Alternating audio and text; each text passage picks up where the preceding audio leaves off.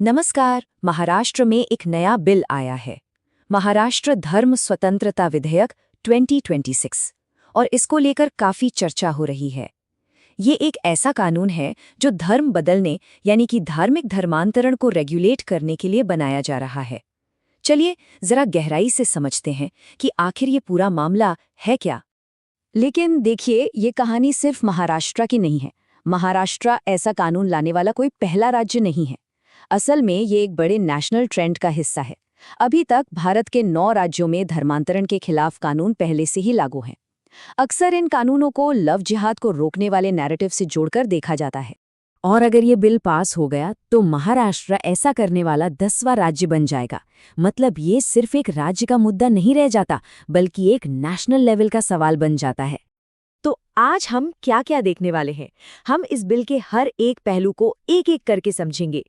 हम जानेंगे कि ये नेशन वाइड ट्रेंड आखिर है क्या, ये बिल गैर कानूनी धर्मांतरण को कैसे डिफाइन करता है, प्रोसेस और सजा क्या है, शादी और बच्चों को लेकर इसमें क्या अनोखी बातें हैं, और आखिर में सबसे बड़ा सवाल कि ये कानून सुरक्षा के लिए है या फिर कंट्रोल के लिए।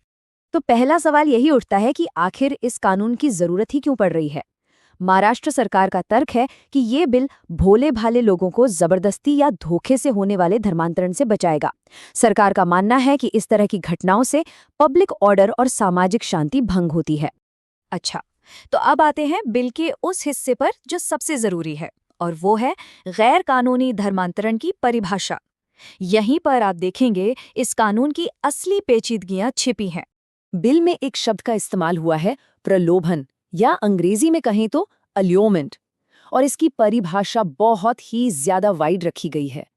इसमें किसी भी तरह का गिफ्ट, पैसा, नौकरी, यहाँ तक कि बेहतर लाइफस्टाइल का वादा या फिर किसी दिव्य शक्ति से इलाज का दावा, ये सब कुछ शामिल है।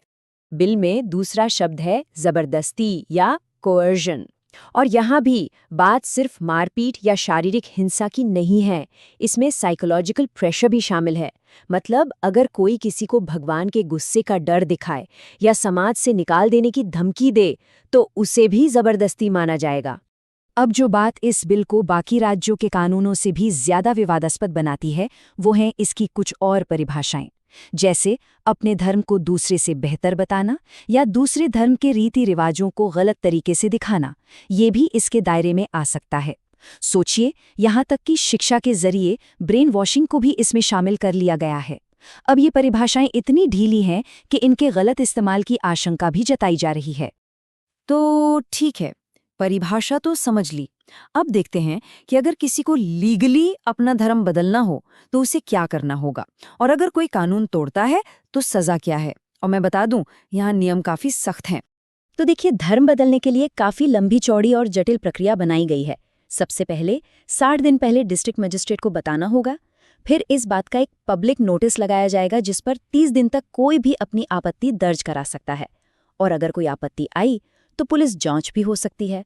धर्मांतरण होने के बाद भी एक डिक्लेरेशन देना होगा, और अगर इस पूरे प्रोसेस में जरा सी भी चूक हुई तो उस धर्मांतरण को ही अवैध मान लिया जाएगा। इस बिल में एक बहुत ही बड़ा कानूनी पेच है।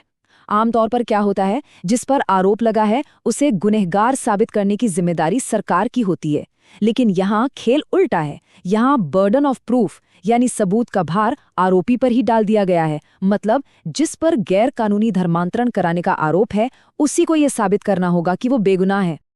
अब सजा की बात करें तो वो भी काफी कड़ी है। एक सामान्य मामले में 7 साल तक की जेल और 1 लाख रुपए का जुर्माना हो सकता है। लेकिन अगर धर्मांतरण किसी नाबालिग, महिला या SC/ST समुदाय के व्यक्ति का हुआ है तो जुर्माना बढ़ के 5 लाख रुपए तक हो जाता है। यही सजा 2 या ज्यादा लोगों के एक साथ धर्मांतरण पर भी है। और अगर कोई ये अपराध दोबारा करता है तो सजा 10 साल जेल और 7 लाख रुपए तक के जुर्माने तक जा सकती है। और हाँ, ये सभी अपराध गैर जमानती हैं, मतलब बेल मिलना मुश्किल होगा। चलिए, अब बिल के उन हिस्सों की बात करते हैं जो इसे सबसे अलग और शायद सबसे ज्यादा अनोखा बनाते हैं। ये प्रावधान शादी और बच्चों के धर्म से जुड़े हैं। बिल साफ साफ कहता है कि अगर कोई शादी सिर्फ गैर कानूनी तरीके से धर्म बदलवाने के इरादे से की गई है तो कोर्ट उस शादी को ही रद्द कर सकता है, उसे शून्य घोषित कर सकता है। और अब आता है इस बिल का वो प्रावधान जो शायद सबसे ज्यादा चौंकाने वाला है। इसके मुताबिक अगर ऐसे किसी शादी से कोई बच्चा होता है तो उस बच्चे का धर्म कानूनी तौर पर वही माना जाएगा जो उसकी माँ का शादी से पहले था। ये अपने आप में एक अभूतपूर्व बात है कि राज्य कानूनी तौर पर किसी बच्चे का धर्म तय कर रहा है। हालांकि एक बात ध्यान में रखनी होगी, बच्चे का धर्म तय करने के बावजूद बिल में उसके अधिकारों की रक्षा की भी बात कही गई है। बच्चे को अपने माता पिता दोनों की संपत्ति में विरासत का हक मिलेगा, उसे मेंटेनेंस यानी गुजारा भत्ता भी मिलेगा और बच्चे की कस्टडी भी आम तौर पर माँ के पास ही रहेगी। तो अब हम आते हैं इस पूरे मामले के सबसे बड़े सवाल पर। इस कानून को लेकर जो बहस छिड़ी है उसके दोनों पक्षों को समझना बहुत जरूरी है। सवाल ये है कि क्या ये कानून वाकई में किसी की सुरक्षा के लिए है या फिर ये व्यक्तिगत आज़ादी पर एक तरह का कंट्रोल है। तो सवाल यही है कि इसका असली मकसद क्या है। क्या ये बिल कमज़ोर लोगों की सुरक्षा के लिए है या फिर ये किसी की व्यक्तिगत पसंद को कंट्रोल करने की कोशिश है। देखिए, इस बहस के दो सिरे हैं। जो लोग इस बिल के सपोर्ट में हैं उनका कहना है कि ये लव जिहाद जैसी चीज़ों पर लगाम लगाएगा और ख़ासकर कमज़ोर महिलाओं और आदिवासी समुदायों को धोखे से बचाएगा। दूसरी तरफ जो लोग इसकी आलोचना कर रहे हैं उनका तर्क है कि ये कानून किसी की व्यक्तिगत स्वतंत्रता, निजता के अधिकार यानी राइट टू प्राइवेसी और संविधान के आर्टिकल 25 में दिए गए अपनी पसंद का धर्म चुनने के अधिकार का सीधा सीधा उल्लंघन है। आलोचकों की इस चिंता को national council of churches in India के महासचिव का ये बयान अच्छे से जाहिर करता है। वो कहते हैं कि ये धर्मांतरण विरोधी बिल धर्म और विश्वास की स्वतंत्रता की जड़ों पर ही हमला कर रहे हैं। और आखिर में सबसे जरूरी बात, इस पूरी बहस का फैसला कहाँ होगा। देखिए, सिर्फ ये बिल ही नहीं बल्कि देश के अलग अलग राज्यों में जो ऐसे कानून हैं उन सभी की संवैधानिक वैधता को सुप्रीम कोर्ट में चुनौती दी गई है। तो अब भारत की सर्वोच्च अदालत ये तय करेगी कि क्या ये कानून संविधान के दायरे में आते हैं या नहीं। मतलब व्यक्तिगत आज़ादी और राज्य के अधिकारों के बीच का ये संतुलन कहाँ जाकर टिकेगा, इसका जवाब हमें भविष्य में ही मिलेगा।